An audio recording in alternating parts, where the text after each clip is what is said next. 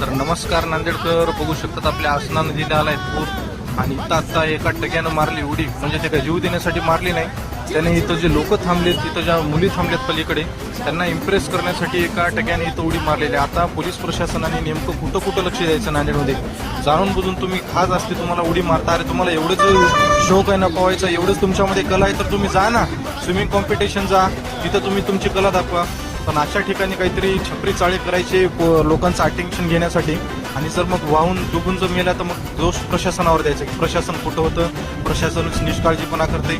आता यांना मस्ती आली तर प्रशासन काय करणार याच्यामध्ये? त्याच्यामुळे सुधरा बाई सुधरा. पोरींना इम्प्रेस करण्याच्या नादात जर जीव गेला, तुम्हाला घरच्यांनी लहानाचं मोठं केलंय आणि तुम्ही ते काहीतरी 2 मिनिटासाठी अटेन्शन घेण्यासाठी जर एवढा जीवाचा रिस्क घेत असेल तर कुठेतरी चुकीचं आहे. अशा टग्यांना धरून हाणायलाच पाहिजे इथल्या लोकांनी सुद्धा, जे बघणार आहेत. आता उडी मारली म्हणून लोकांचं सगळं अटेन्शन त्या मुलावर होतं, ते गेलं. इथून